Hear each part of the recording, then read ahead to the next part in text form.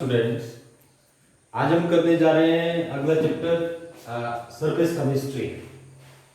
इससे पहले हमने केमिकल काइनेटिक्स पढ़ा हुआ था। केमिकल काइनेटिक्स के जो भी न्यूमेरिकल्स थे और टॉपिक्स थे उनको पढ़ा हुआ था पिछले लेक्चर्स में। आज हम स्टार्ट करने जा रहे हैं देखो सरफेस केमिस्ट्री। तो सरफेस केमिस्ट्री में मतलब सरफेस केमिस्ट्री जो है इसमें हम स्टडी करते हैं देखो सरफेस फिनोमिनास है, एड्सॉर्प्शन होगी, कैटालिसिस होगी और इसके बाद हम कोलाइडल सोल वगैरह वगैरह जो है वो सब कुछ इसमें पढ़ेंगे सरफेस केमिस्ट्री में। तो फर्स्ट ऑफ ऑल देखो सरफेस केमिस्ट्री जो होती है वो क्या है, ये ऐसी केमिस्ट्री है जिसमें it is the branch of science, आप लिख सकते हैं it is the branch of chemistry, it is the branch of chemistry, branch of chemistry which deals with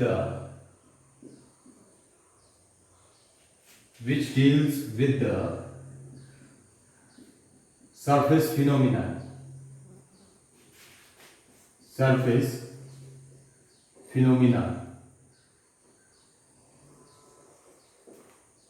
ठीक है, such as adsorption, catalysis, ठीक है, एटसेट्रा। ठीक है, ये चीजें हम डिस्कस करेंगे इसमें।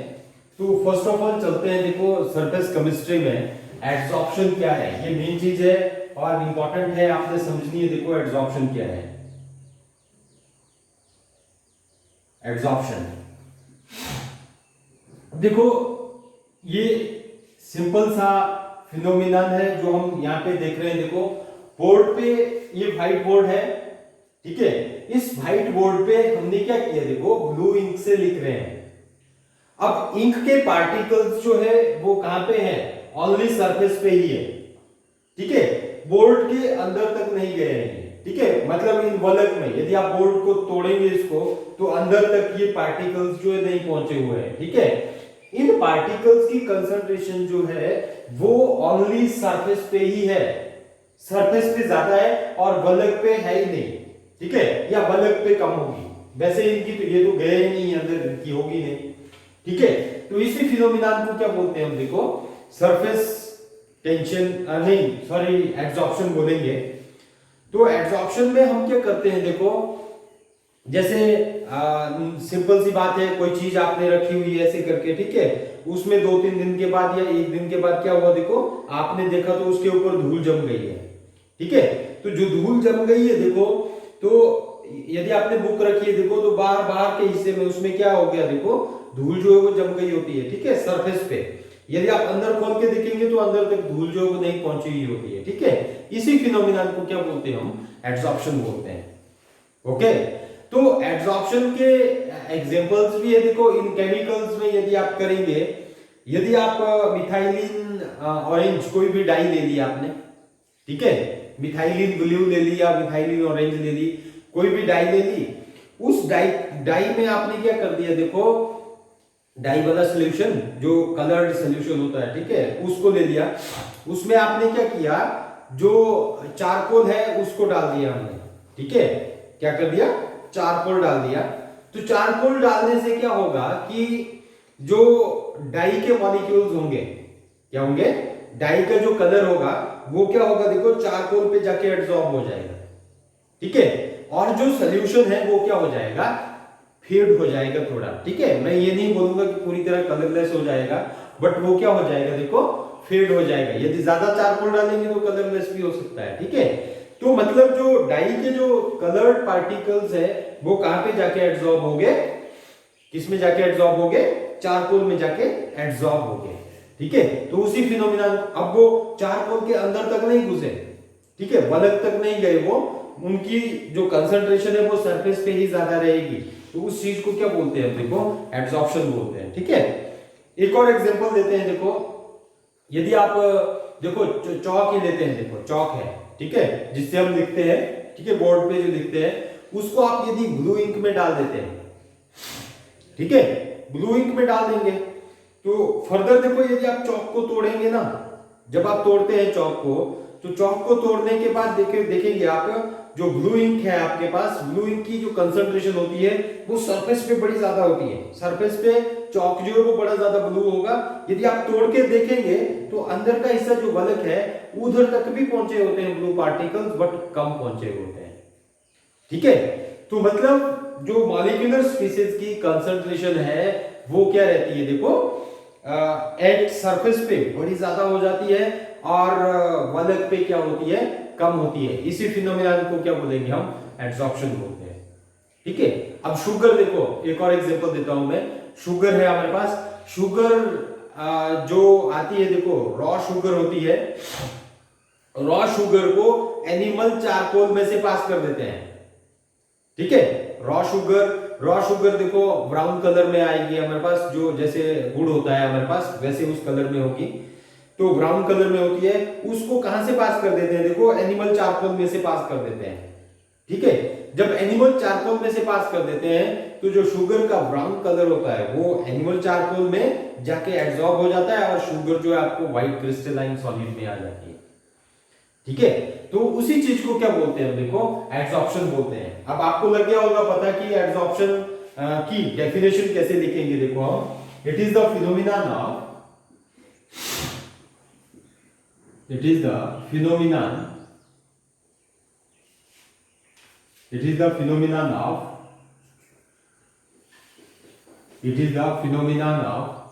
higher concentration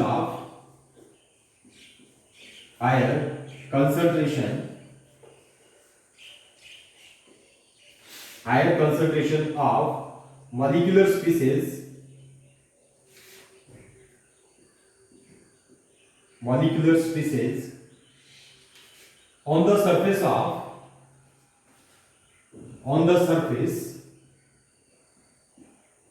of substance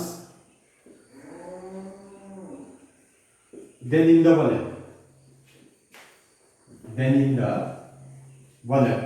वलक बीच का हिस्सा। ठीक है, देन इन द वलक में क्या होगा, देखो हमारे पास कम होगा कंसंट्रेशन और सरफेस पे क्या होती है, ज्यादा होती है। ये एड्सॉर्प्शन है हमारे पास। ठीक है, मैंने इंक से लिखा, ये इंक जो है ये देखो, इंक क्या करेगी, एड्सॉर्बेंट का काम करती है। ये जो बोर्ड का सरफेस है ये क्या करता है, एड्सॉर्बेंट का काम करता है। तो एड्सॉर्प्शन में हम देखो, एड्सॉर्प्शन होती है हमारे पास, एड्सॉर्प्शन में दो ये लेते हैं हम, एक क्या आ जाएगा, देखो दो टर्म होती है, एड्सॉर्बेट, ये क्या होता है, एड्सॉर्बेंट। डेफिनेशन लिखने की जरूरत नहीं है। मतलब देखो, ये जो इंक पार्टिकल है ये क्या कर रहे हैं, ये जो इंक पार्टिकल्स हैं ये एज ए एब्जॉर्बेंट का काम कर रहे हैं। जो चीज एब्जॉर्ब हो रही है वहां पे जाके सिटअप हो रही है उसको क्या बोलेंगे हम, एब्जॉर्बेंट। और एब्जॉर्बेंट क्या हुआ, ये सरफेस, इस बोर्ड का जो सरफेस है इसको क्या बोलेंगे हम, एब्जॉर्बेंट। ठीक है, मैंने आपको देखो चारकोल का एग्जांपल दिया। जो चारकोल है वो एब्जॉर्बेंट का काम करेगा और जो डिफरेंट गैसेस होगी या मिथाइलिन ऑरेंज के पार्टिकल्स होंगे, ब्लू के पार्टिकल्स होंगे, वो क्या करते हैं, एज ए एब्जॉर्बेंट का काम करते हैं। ठीक है, तो अब देखो यदि हम एक और एग्जांपल देते हैं हम, कि एक जार लिया आपने, देखो जार में डिफरेंट गैसेस है। ठीक है, डिफरेंट गैसेस को आपने फिलअप करके रखा है। उस जार का प्रेशर, जब गैसेस ही थी प्रेशर क्या था, ज्यादा था। ठीक है, बहुत ज्यादा था प्रेशर। अब जब हमने क्या किया, देखो इसमें एक चारकोल, कोई भी चारकोल जो है वो डाल दिया इसमें जार में। अब चारकोल डालने से क्या होगा, देखो चारकोल डालने से क्या होगा, जो गैसेस जो है वो चारकोल के सरफेस पे जाके एब्जॉर्ब हो जाती है और जो प्रेशर होता है, टोटल प्रेशर, वो क्या हो जाता है, कम हो जाता है। ठीक है, अब इस एग्जांपल में क्या है, जो गैसेस है वो एब्जॉर्बेंट का काम कर रही है और जो चारकोल है वो क्या कर रहा है, एब्जॉर्बेंट का काम कर रहा है। ठीक है, अब किसी चीज पे देखो मैंने आपको बोला था कि कोई धूल वगैरह बैठ गई है। ठीक है, मतलब बुक पे धूल वगैरह बैठ गई है, तो धूल जो है वो क्या कर रही है, एड्सॉर्बेट का काम, और जो बुक का सरफेस होगा वो क्या करता है, एड्सॉर्बेट का काम। तो मे बी आपको क्लियर हो गया होगा एड्सॉर्बेट और एड्सॉर्बेंट क्या है। ठीक है, नेक्स्ट आ जाता है, देखो एड्सॉर्प्शन का कॉज क्या है। ठीक है, कॉज ऑफ एड्सॉर्प्शन, देखो ये इंपॉर्टेंट है, ये आपने समझना है। देखो कॉज ऑफ एड्सॉर्प्शन, अब ये एड्सॉर्प्शन जो है वो हो क्यों रही है। ठीक है, कॉज ऑफ एड्सॉर्प्शन होता क्या है, देखो अब फैन देखो हमारे पास ऐसे करके होता है, या कोई चीज ऐसे करके है, मेरा हाथ ये ऐसे करके है, ऐसे ही रखेंगे तो इस वक्त क्या हो रही है, देखो गैसेस की इसमें एड्सॉर्प्शन हो रही है ऐसे करके। ठीक है, हाथ में क्या हो रही है, ये गैसेस की एड्सॉर्प्शन हो रही है, हाथ तो ऐसे है हमारे पास। ठीक है, तो ये कुछ ना कुछ तो है, कोई ना कोई अट्रैक्टिव फोर्सेस है जो क्या कर रही है, गैसेस मॉलिक्यूल्स या डस्ट पार्टिकल्स को अपनी ओर अट्रैक्ट कर रही है। ठीक है, तो जो कॉज ऑफ एड्सॉर्प्शन है, मैं यदि कोई देखो ये पीस ले रहा हूं ऐसे, मैं यहां पे ये क्या है, देखो ऐसे लिक्विड या कोई भी सॉलिड है, कैसे भी सॉलिड ले लो या लिक्विड ले लो, तो इनमें जो बीच के पार्टिकल्स होते हैं, देखो ये, ठीक है, पार्टिकल्स इन वलक, वलक में पार्टिकल्स जो है, वलक का पार्टिकल है, वलक क्या होता है, बीच का हिस्सा। ठीक है, ये वलक में जो पार्टिकल्स है, ये क्या है, these particles are surrounded by a similar kind of molecule। ठीक है, इसके मॉलिक्यूल से क्या है, ये सराउंडेड है। अब जब ये इसके मॉलिक्यूल से सराउंडेड है, तो जो वलक पार्टिकल्स होता है हमारे पास, इसके पास क्या होती है, वैलेंस्ड फोर्स होती है। क्या होती है, वैलेंस्ड फोर्स होगी। तो ये वैलेंस्ड फोर्स देखो, ये इसके इस पार्टिकल्स के पास ऑलरेडी क्या होती है, बैलेंस्ड अट्रैक्टिव फोर्सेस होती है, और ये बिल्कुल निश्चित होता है, बिल्कुल बैलेंस्ड होता है, स्टेबल होता है। ठीक है, अब होता क्या है, देखो जो सरफेस पे मॉलिक्यूल होगा, ये इसका सरफेस है माना, ठीक है, ये सरफेस पे, अब सरफेस का मॉलिक्यूल जो है वो इस साइड, तो ये सराउंडेड है इन अपने ही मॉलिक्यूल से, ऐसे करके यहां पे जाके इनके साथ सराउंडेड है। तो देखो इसमें ये फोर्स, ये और ये फोर्स तो है, बट ऊपर इस साइड क्या है, कोई भी मॉलिक्यूल्स नहीं है। तो मतलब इसके पास जो सरफेस पे मॉलिक्यूल जितने भी हैं, उनके पास देखो वैलेंस्ड फोर्स नहीं है। ठीक है, इन पार्टिकल्स के पास क्या होती है, अनबैलेंस्ड और रेसिड्यूल फोर्सेस होती है। कौन सी फोर्सेस होती है, अनबैलेंस्ड और रेसिड्यूल फोर्सेस बोलते हैं हम, वो होती है इनमें। तो अनबैलेंस्ड और रेसिड्यूल फोर्सेस क्या करती है, देखो यही अनबैलेंस्ड और रेसिड्यूल फोर्सेस जो है वो बाहरी मॉलिक्यूल जो है उनको अट्रैक्ट करने का कारण बनती है। ठीक है, अब ये क्या है, देखो ये मॉलिक्यूल अपने आप को स्टेबल करने के लिए क्या करेगा, बाहर जो भी मॉलिक्यूल्स घूम रहा है ऐसे करके, उनको क्या करेगा, ये अपनी ओर अट्रैक्ट कर लेगा और अपनी फोर्स को क्या कर लेगा, बैलेंस कर लेगा। ठीक है, तो ये इसका कॉज क्या है, ड्यू टू अनबैलेंस्ड और residual forces on the surface molecule. ठीक है, तो इसमें आप कॉज देखो लिख सकते हैं, कॉज यदि आपने लिखना है तो आपने यहां पे लिखना है, देखो इसका कॉज जो है, इसमें लिखो आप कॉज जो लिखना है इसका, ये डायग्राम बनाना है। ठीक है, इसको साइड में बना दो, जो कॉज लिखना है एड्सॉर्प्शन का, देखो as we know Wallach molecule, as we know Wallach molecule have balanced force,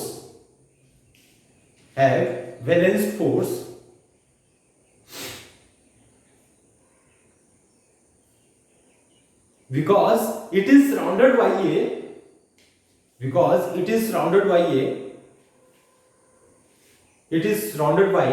its molecules.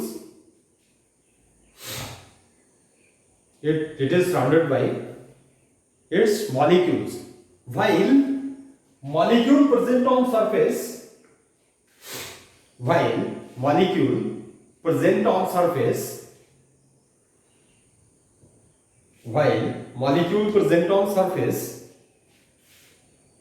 have unbalanced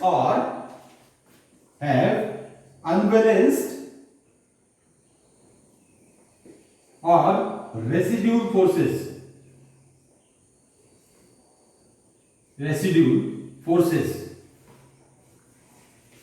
unbalanced और रेसिड्यूल फोर्सेस, इन सरफेस के मॉलिक्यूल्स के ऊपर क्या होती है, अनबैलेंस्ड और रेसिड्यूल फोर्सेस होती है। ठीक है, दीज अनबैलेंस्ड और residual forces, these unbalanced or residual forces,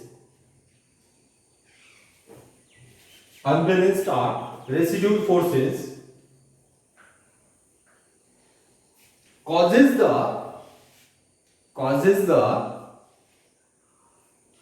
attraction of molecules,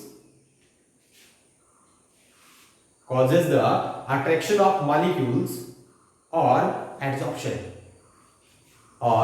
adsorption, ठीक है, इतना कर लिखना आपने। ठीक है, ये इसका कॉज हो गया, आप समझ गए होंगे ना। मतलब सरफेस पे, ये सरफेस है ना, देखो अभी ये सरफेस है, इस सरफेस पे भी मॉलिक्यूल्स होंगे, सरफेस के मॉलिक्यूल्स होंगे। ठीक है, अब ये सरफेस के मॉलिक्यूल्स है हमारे पास, इन सरफेस के मॉलिक्यूल्स में क्या है, रेसिड्यूल फोर्सेस है। तो जैसे ही मैं यहाँ पे लिख रहा हूं, तो ये क्या कर रहा है, देखो ब्लू इंक के साथ एकदम से फोर्स की फॉर्मेशन कर रहा है। ठीक है, जिससे ये इंक जो है वो यहाँ पे जाके चिपक रही है।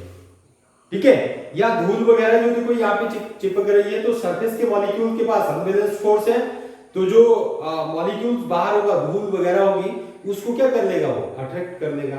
ठीक है, तो ये अनबैलेंस्ड और रेसिड्यूल फोर्सेस जो होती है सरफेस मॉलिक्यूल पे, उसके बेस पे होती है ये, this is the cause of absorption. ठीक है, अब कुछ एक टर्म्स है देखो जो आपको आनी चाहिए, पता लगना चाहिए। देखो एब्जॉर्प्शन के बाद एक एब्जॉर्प्शन होती है हमारे पास। ठीक है, क्या होती है, एब्जॉर्प्शन होती है, एब्जॉर्प्शन। ठीक है, नेक्स्ट है देखो एब्जॉर्प्शन।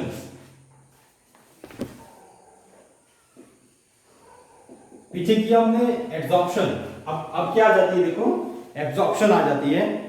एब्जॉर्प्शन क्या है, मतलब देखो एब्जॉर्प्शन में क्या है कि जो मॉलिक्यूलर स्पीसीज है उनकी जो कंसंट्रेशन होगी वो थ्रू आउट द बॉडी क्या होगी, थ्रू आउट द सब्सटेंस वो क्या होगी, सेम होगी, यूनिफॉर्म होगी।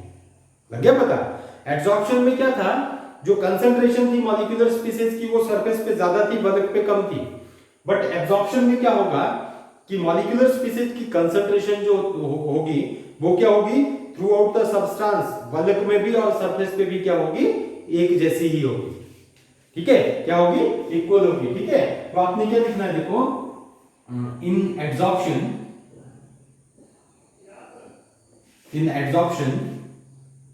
the concentration of molecular species, the concentration of molecular species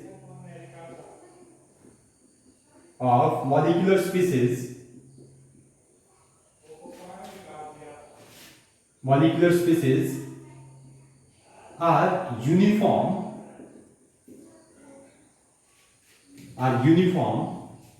और सेम, जो भी लिखना है। ठीक है, और same throughout the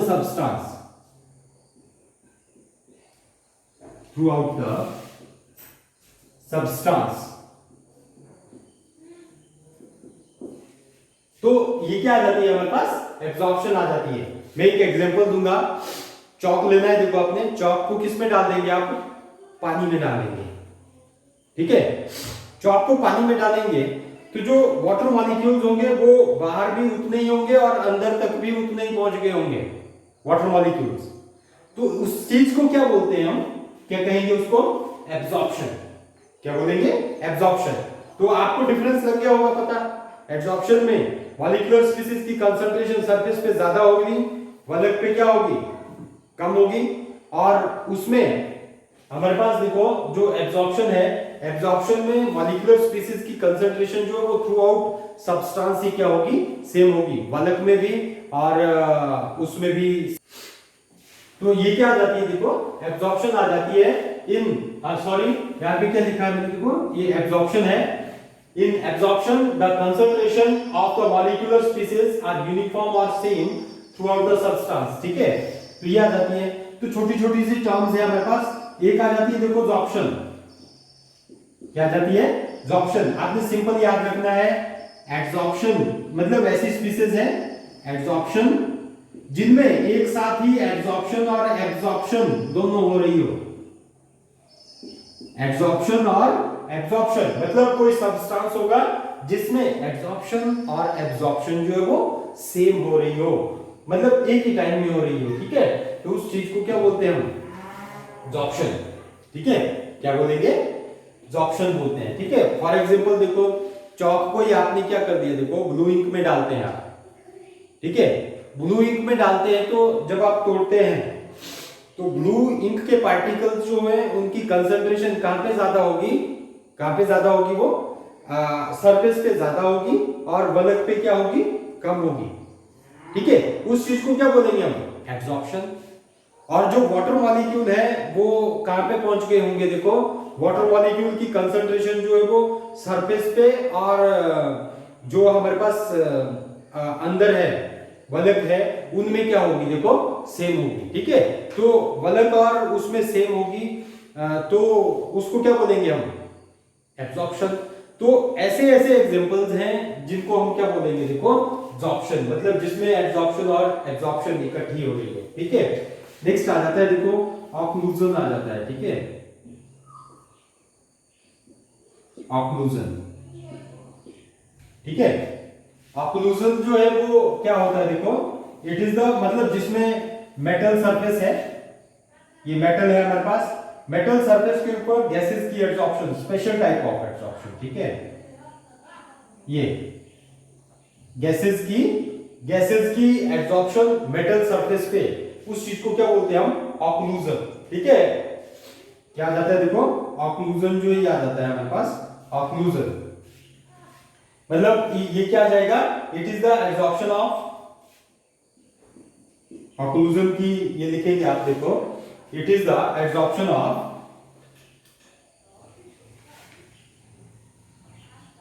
it is the absorption of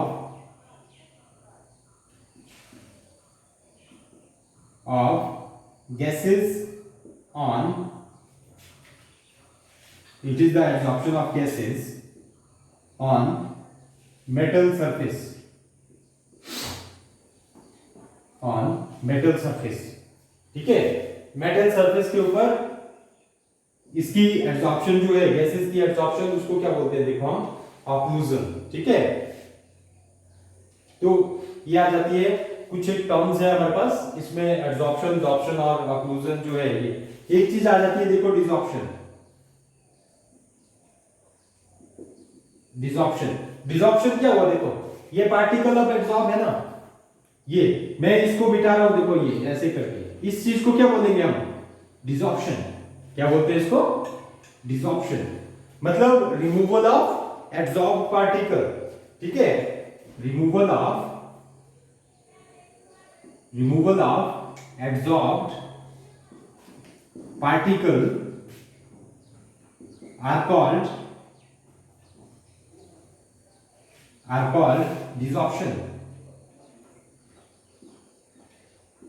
ये आपको क्लियर हो गया होगा, ये डिफरेंट टर्म्स जो है ये हमारे पास ऐसे करके आ जाती है। नेक्स्ट आ जाता है देखो टाइप्स ऑफ एब्जॉर्प्शन, नेक्स्ट करना आपने टाइप्स ऑफ एब्जॉर्प्शन। तो टाइप्स ऑफ एब्जॉर्प्शन जो करेंगे,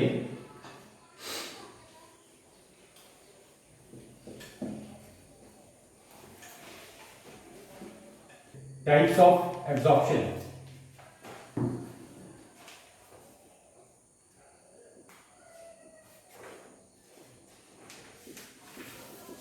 देखो दो टाइप की एब्जॉर्प्शन होती है। हम डायरेक्ट इसको डिफरेंस में ही करेंगे। आपको ये डिफरेंस आता ही आता है और कंपटीशन लेवल में भी इससे रिलेटेड क्वेश्चन आते ही आते हैं।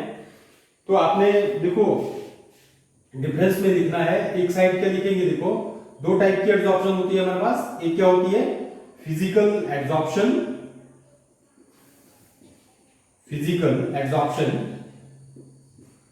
और एक क्या होती है हमारे पास, केमिकल एब्जॉर्प्शन, केमिकल एब्जॉर्प्शन। और इसको हम फिजियस ऑप्शन भी बोल देते हैं, ठीक है, फिजियस ऑप्शन, ठीक है, ये भी बोल देते हैं। और इसको क्या बोलेंगे, देखो हम केमीज ऑप्शन, केमीज ऑप्शन, ठीक है। तो पजल नहीं होना है, केमिकल एब्जॉर्प्शन और फिजिकल एब्जॉर्प्शन है। देखो फर्स्ट पॉइंट क्या लिखना आपने, देखो कि फिजिकल एब्जॉर्प्शन जो होती है, फिजिकल एब्जॉर्प्शन में हमारे पास क्या होता है कि जो एब्जॉर्बेंट और एब्जॉर्बेंट मॉलिक्यूल्स होते हैं उनके बीच में क्या होती है, weak van der Waals forces होती है। कौन सी फोर्सेस होती है, weak van der Waals forces. हम देखो बोर्ड पे लिख रहे हैं, ठीक है, इनके बीच में बॉन्ड क्या बन रहे हैं, वीक बन रहे हैं, हम इजीली क्या कर रहे हैं, इसको मिटा रहे हैं, ठीक है। तो ऐसी एब्जॉर्प्शन को क्या बोलेंगे हम, फिजिकल एब्जॉर्प्शन। या जैसे देखो बुक के ऊपर धूल वगैरह बैठ गई है, तो धूल और बुक के बीच में जो बॉन्ड बना हुआ है वो स्ट्रांग नहीं बना हुआ है, वो weak van der Waals forces बनी हुई है। तो ऐसी एब्जॉर्प्शन को क्या बोलेंगे हम, फिजिकल एब्जॉर्प्शन, जिसमें weak van der Waals forces होती है। या हम बोलेंगे देखो कि जैसे बोर्ड पे हम चॉक से लिखते हैं, ठीक है, चॉक से लिखा मैंने, चॉक के पार्टिकल्स और बोर्ड के बीच में जो बोर्ड का जो सरफेस है उसके बीच में जो फोर्स ऑफ अट्रैक्शन थी वो क्या थी, weak van der Waals forces थी। मैंने डस्ट लिया और इजीली क्या कर दिया, उसको साफ कर दिया, ठीक है, इजीली रिमूव कर दिया। मतलब उसमें जो बॉन्ड था, बॉन्ड जो बना हुआ है वो क्या बना हुआ है, देखो स्ट्रॉन्ग बॉन्ड नहीं बना हुआ है, ठीक है, वो क्या बना हुआ है, weak van der Waals forces होती है। तो फिजिकल एब्जॉर्प्शन ये होती है। और केमिकल एब्जॉर्प्शन में क्या होता है, देखो केमिकल एब्जॉर्प्शन होती है जिसमें स्ट्रॉन्ग कोवेलेंट बॉन्ड होता है या आयनिक बॉन्ड होता है, ठीक है। जैसे हमने यहां जैसे देखो पेंट किया हुआ है, ये पेंट किया हुआ ना, इसको मैं ऐसे कर रहा हूं, ये मिट नहीं रहा है। तो मतलब जो पेंट के पार्टिकल्स हैं और जो हमारी बॉल थी, बॉल का जो सरफेस था उसके बीच में क्या बन गए हैं, देखो स्ट्रॉन्ग केमिकल बॉन्ड बन गए हैं। क्या बन गए हैं, स्ट्रॉन्ग केमिकल बॉन्ड। तो ये जो एब्जॉर्प्शन है हमारे पास, ये क्या है, ये केमिकल एब्जॉर्प्शन है, जो वॉल पे देखो कलर किया हुआ है, ठीक है। या इस पे देखो हम कहीं पे पेंट कर देते हैं, जैसे ग्रिल पे पेंट कर दिया हमने, वुडन पे पेंट कर दिया, ये क्या होती है, हमारे पास केमिकल एब्जॉर्प्शन होती है, केमियोजॉर्प्शन होती है, ठीक है। तो फर्स्ट पॉइंट आपने लिखना है, देखो in physical absorption, in physical absorption absorbate and absorbent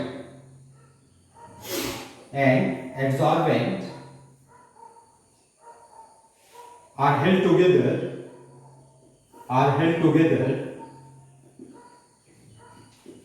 by weak van der Waals forces, weak van der Waals forces, ठीक है। नेक्स्ट देखो इसमें आपने लिखना है इन chemical option, in chemical absorption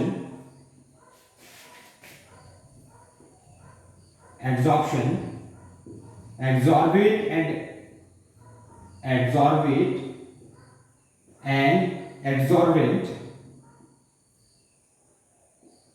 absorbent held together by absorbent and absorbent molecules, ऐसे करके लिखो है ना, molecules held together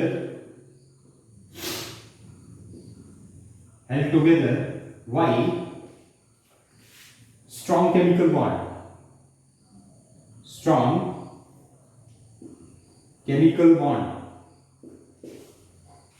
तो ये इसमें स्ट्रॉन्ग केमिकल बॉन्ड होते हैं, ब्रैकेट में लिख सकते हैं, देखो कौन कौन से बॉन्ड होंगे, कोवेलेंट हो सकता है और आयनिक बॉन्ड,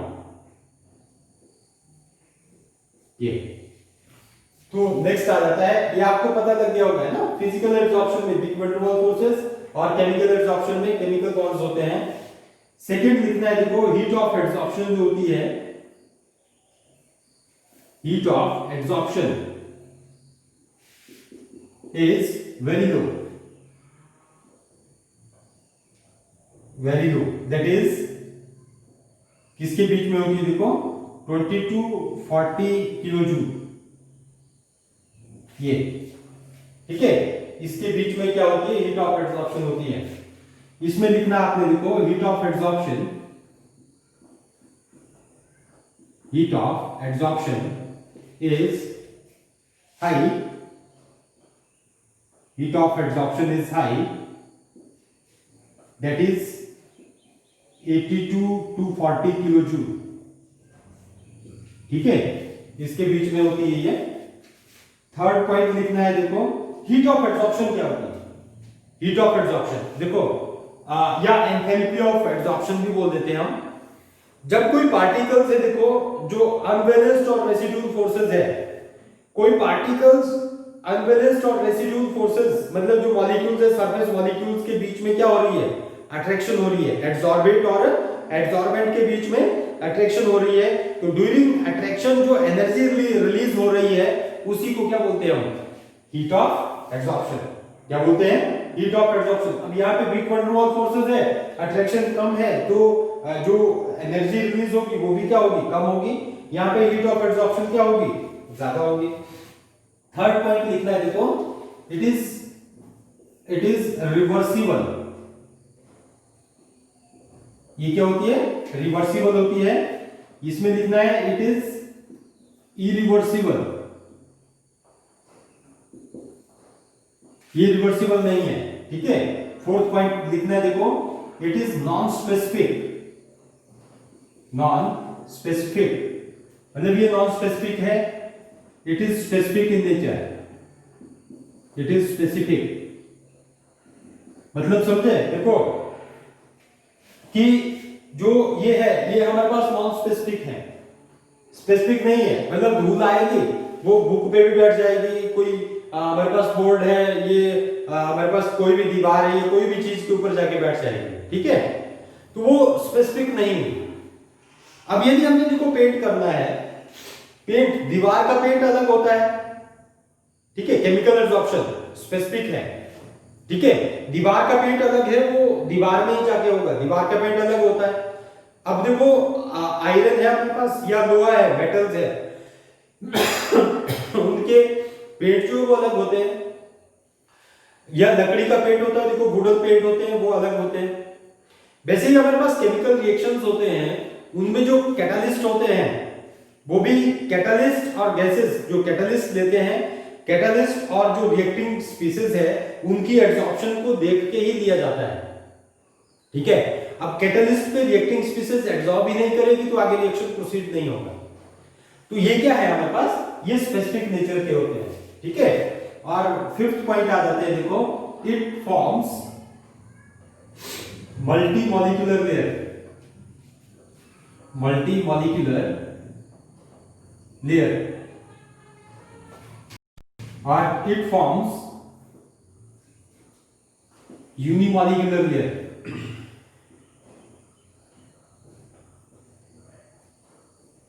ये यूनिमॉलिक्यूलर लेयर की मतलब इसमें एक लेयर बनेगी और इसमें क्या है, मल्टी मॉलिक्यूलर लेयर जो इसकी फॉर्मेशन होती है।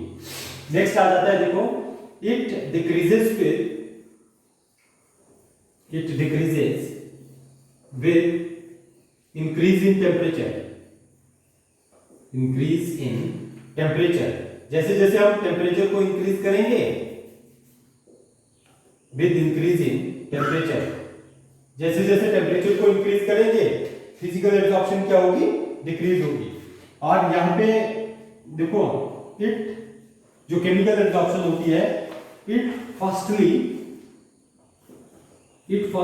Increases with increase in temperature and then decreases। मतलब फर्स्टली क्या करेगा, केमिकल एब्जॉर्प्शन फर्स्टली इंक्रीज करेगी एंड देन डिक्रीज करती है उसके बाद, ठीक है।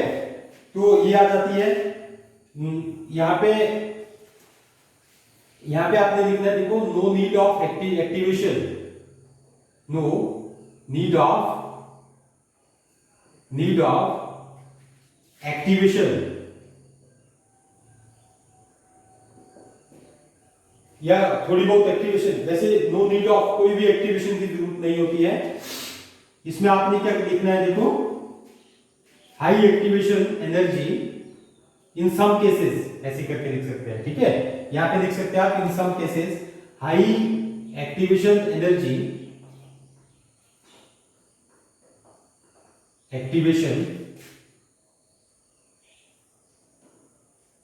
हाई एक्टिवेशन एनर्जी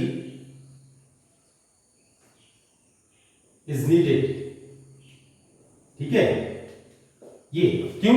क्योंकि केमिकल एब्जॉर्प्शन है, स्ट्रॉन्ग केमिकल बॉन्ड होते हैं इसमें, ठीक है। तो ये कुछ एक पॉइंट्स है। मैं यहां पे देखो इस 6th पॉइंट पे आना है आपने, यहां से आपको क्वेश्चन भी आता है, ठीक है। It decreases with increase in temperature, मतलब फिजिकल एब्जॉर्प्शन क्या होती है, देखो डिक्रीज करती है जब हम टेम्परेचर को इंक्रीज कर देते हैं। आपने ये समझना है देखो कि कैसे इंक्रीज करेगी ये, ठीक है। तो फर्स्टली क्या होगा देखो, मतलब फिजिकल एब्जॉर्प्शन में मैं 6th पॉइंट को एक्सप्लेन कर रहा हूं, यहां से क्वेश्चन भी आता है, देखो ये है हमारे पास, ठीक है।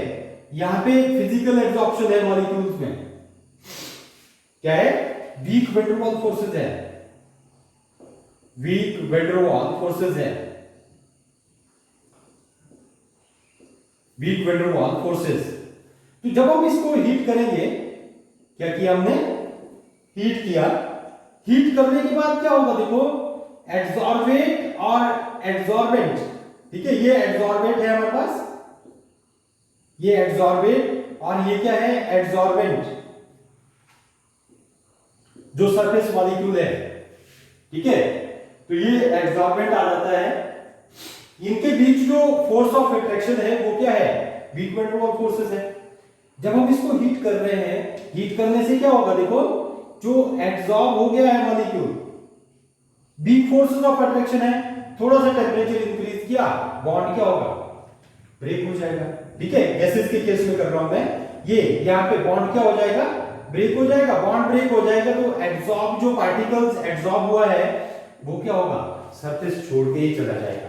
मतलब क्या हुआ, ये ऐसे ही देखो, ये मॉलिक्यूल एब्सॉर्बेंट है, ये भी चला जाएगा, यहां से ये मॉलिक्यूल होगा, ये भी चला जाएगा। तो एब्सॉर्प्शन क्या हो जाएगी, डिक्रीज हो जाएगी with increase in temperature.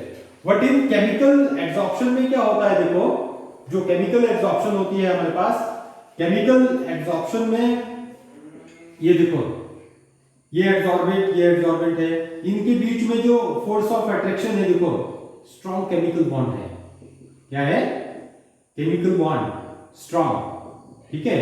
Covalent bond या जो भी है, स्ट्रॉन्ग केमिकल बॉन्ड इनमें प्रेजेंट है एड्सॉर्बेंट और एड्सॉर्बेंट के बीच में, ठीक है। अब होगा क्या देखो, जैसे ही हमने टेम्परेचर इंक्रीज किया, टेम्परेचर हमने स्टार्टिंग में इंक्रीज किया, देखो ऐसे करके, जब हम इसके टेम्परेचर को इंक्रीज करेंगे, टेम्परेचर, ठीक है, टेम्परेचर को क्या किया हमने, इंक्रीज कर दिया। तो स्टार्टिंग में देखो बॉन्ड क्या है, स्ट्रॉन्ग है, बॉन्ड क्या है, बिल्कुल स्ट्रॉन्ग है, बहुत ही ज्यादा स्ट्रॉन्ग है बॉन्ड। तो बॉन्ड स्ट्रॉन्ग होने की वजह से क्या होगा देखो, बॉन्ड स्टार्टिंग में जो टेम्परेचर देंगे हम, उससे ब्रेक नहीं होगा। तो बॉन्ड जब ब्रेक नहीं होगा, तो देखो यहां पे बॉन्ड ब्रेक नहीं हुआ, तो बॉन्ड ब्रेक नहीं होगा, तो ये मॉलिक्यूल जो एब्सॉर्बेंट मॉलिक्यूल है, जो सरफेस के मॉलिक्यूल्स है, उनको जो ये एनर्जी है, टेम्परेचर से जो एनर्जी मिल रही है, उस एनर्जी को ये क्या कर लेगा, एब्सॉर्ब कर लेगा।